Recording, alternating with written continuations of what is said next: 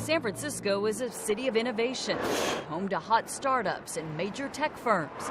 Yet here, at the center of gravity of the high-tech revolution, the city's first responders rely on technology that falls far short of the cutting edge. The 7,500 radios used by police, fire, and other public safety agencies AMR Medic 4, Control 3. To connect to the city's 911 dispatch center or to request backup in the field operate on a 14-year-old analog system. As efficient as it was 14 years ago is now sort of starting to become obsolete. Obsolete and at times problematic. We have some blackout areas where you're in pockets of a building where you're not able to get out or you're not able to hear the transmissions that are going on. This gap in communication became very clear on July 6th, 2013. AG on a 214 heavy emergency vehicles are responding. We have everyone on their way. I'm giving you 15 engine and 15 truck. What else do you need up there? The fiery crash of Oceana Flight 214 at SFO exposed problems with the outdated radios and emergency radio system.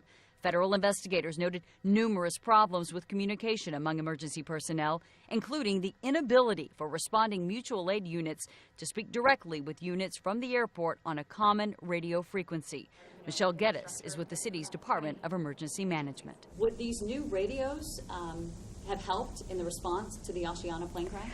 Absolutely. Other cities have upgraded old analog systems to new digital radios that close crucial coverage holes, such as the dead air that exists down at the airport and underground in BART stations.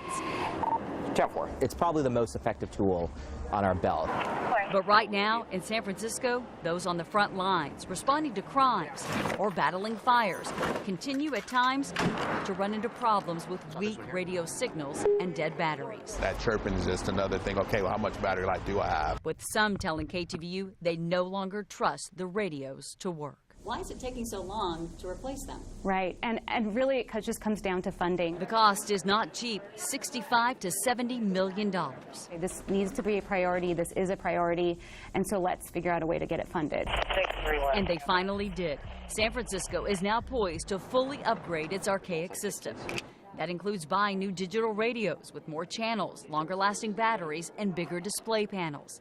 By turning that knob and being able to see that display right on the top, is perfect. It's ideal. Switching equipment in emergency vehicles to the new technology, replacing routers, switchers, and software that maintain the system, and demolishing and rebuilding 2 radio towers, including one on Twin Peaks.